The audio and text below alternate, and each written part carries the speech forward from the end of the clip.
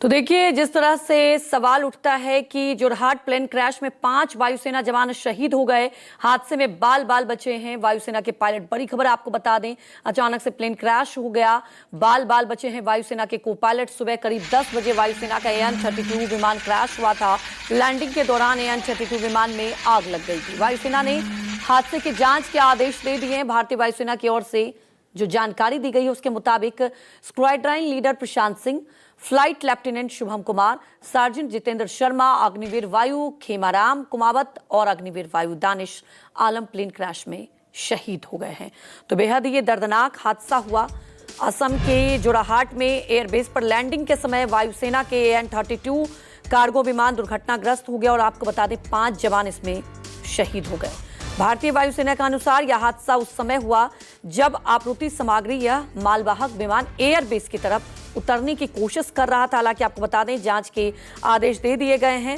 वायुसेना का कहना है कि squadron leader Prashant Singh, flight lieutenant Shubham Kumar, sergeant Jitendra Sharma और खेमरात कुमरावत और अग्निवीर वायु दानिश आलम ने ड्यूटी के दौरान सर्वोच्च बलिदान दिया है। 3 अलग अलग तस्वीरें आपको दिखा रहे हैं। आप देख सकते हैं कि लैंडिंग के बाद कैसे आग लग गई। सुबह करीब 10 बजे यह हादसा हुआ है। बेहद ही दर्दनाक हादसा हुआ। को पायलट की गनीमत रही कि जान बच गई, लेकिन 5 जवान इसमें शहीद हो गए हैं। आपको बता दें कि भारतीय वायुसेना का AN-32 मालवाहक विमान लैंडिंग हो गया और तुरंत ही लैंडिंग से पहले देखिए कैसे आग की चपेट में आ गया। और ये आपको हम ग्राफिक्स के जरिए दिखाने की कोशिश कर रहे हैं और आप ये समझ सकते हैं कि जैसे हादसा हुआ उसके बाद अचानक से देखिए ये लैंडिंग हो रहा था और जैसे ही लैंडिंग होने के तुरंत बाद इसमें आग लग गई और उसके बाद जल्द से जल्द वहां पर राहत बचाव की टीम पहुंची। लेकिन आपको बता दें इस हादसे में 5 जवान शहीद हो गए। प्रशांत गुप्ता हमारे साथ जुड़ चुके हैं। ये बेहद ही दर्दनाक हादसा हुआ है। प्रशांत, जानना ये चाहेंगे अभी तक क्या जानकारी निकलकर सामने आई, क्या वजह बताई जा रही है?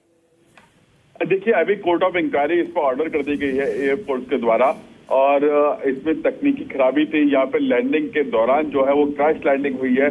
क्या पायलट को जो एयर स्ट्रिप थी वो दिखाई नहीं पड़ी। इसको इन तमाम चीजों को पहलुओं को लेकर फिलहाल अभी जांच की गई है।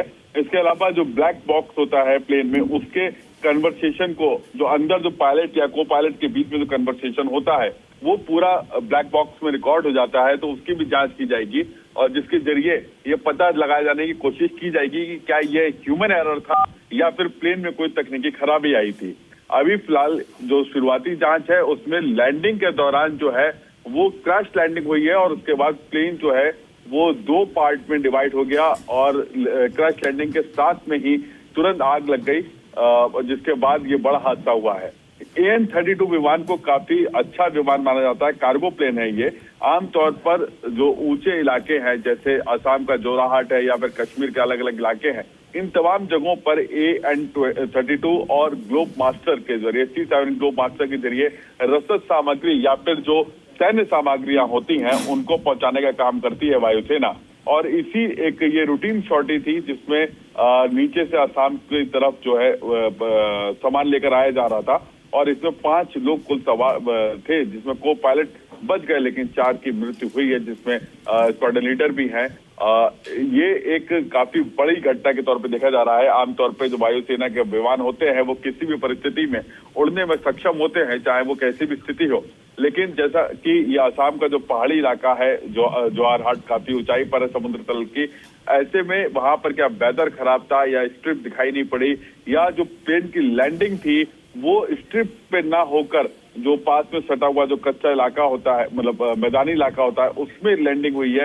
ये अभी जांच ये खुलकर सामने नहीं आया है, लेकिन चश्मदीद बताते हैं कि जैसे ही प्लेन लैंड किया था वैसे ही अचानक से वहां पे एक धमाका होता है और धुएं का गुबार देखने को मिलता है। आमतौर पर जो एयरपोर्ट के जितने भी स्टेशन होते हैं वहां पर आसपास में जो रिहायशी इलाके होते हैं उनको प्रतिबंधित किया जाता है, इसलिए बहुत ज्यादा जानकारी अंदर से निकल कर नहीं आई है। हालांकि एयरफोर्स ने इसके ऊपर कोर्ट ऑफ इंक्वायरी लागू कर दी है और मुझे लगता है कि आने वाले कुछ समय में इस बात का खुलासा होगा कि आखिर इस हादसे के पीछे वजह क्या थी।